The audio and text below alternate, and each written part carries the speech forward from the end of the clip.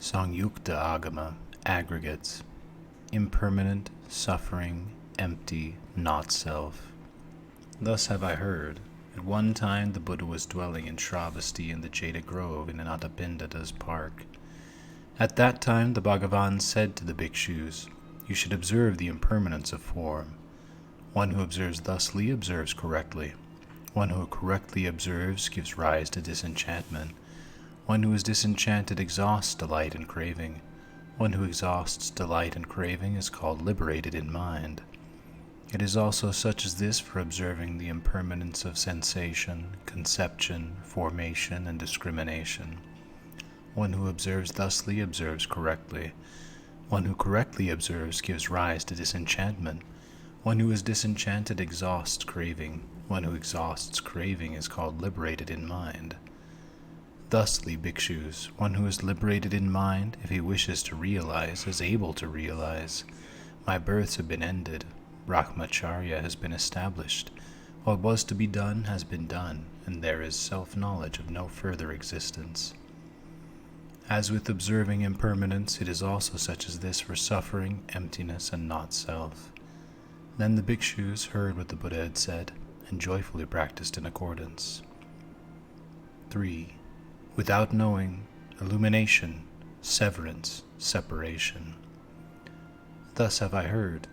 At one time the Buddha was in Shravasti in the Jada Grove in Anathapindada's park. At the time, the Bhagavan said to the bhikshus, "Regarding form, if there is no knowing, no illumination, no severance, and no separation, then suffering cannot be cut off. It is also such as this for sensation, conception, formation, and consciousness. If there is no knowing, no illumination, no severance, and no separation, then suffering cannot be cut off. Bhikshus, regarding form, if there is knowing, illumination, severance, and separation, then suffering can be cut off. It is also such as this for sensation, conception, formation, and consciousness. If there is knowing, illumination, severance, and separation, then suffering can be cut off." Then the bhikshus heard what the Buddha had said and joyfully practiced in accordance. 5 bhikshus. Thus have I heard. At one time the Bhagavan was dwelling in Varanasi in the deer park of Recitation. At that time the Bhagavan told a group of 5 bhikshus, "Form does not exist as a self. If form existed as a self, then form would not be associated with the arising of illness and suffering. Regarding form, it is also not possible to cause it to be like this or not like this, because form is not oneself. From form and the arising of illness and suffering, one also grasps the desire to make form like this or not like this.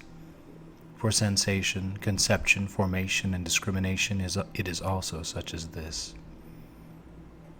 Bhikshus, tell me what you think. Is form permanent or impermanent?" The bhikshus addressed the Buddha saying, "Impermanent, Bhagavan." "Bhikshus, is that which is impermanent suffering?" The bhikshus addressed the Buddha saying, "It is suffering, Bhagavan."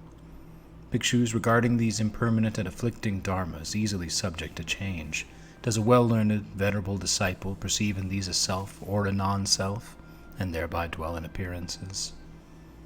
The bhikshus addressed the Buddha saying, "No, Bhagavan. For sensation, conception, formation, and discrimination, it is also such as this. For this reason, bhikshus, all form that exists, whether in the past, the future, or the present, internal or external, coarse or fine, appealing or unappealing, far or near, all these are not a self, not a true self. Correct contemplation of sensation, conception, formation, and discrimination is also such as this." Bhikshus, regarding the 5 skandhas, a well-learned venerable disciple perceives they are not a self, not a true self, and contemplates thusly. Regarding the various realms, there is no clinging, there is no suffering, and because there is no suffering, there is self-awaking and nirvana.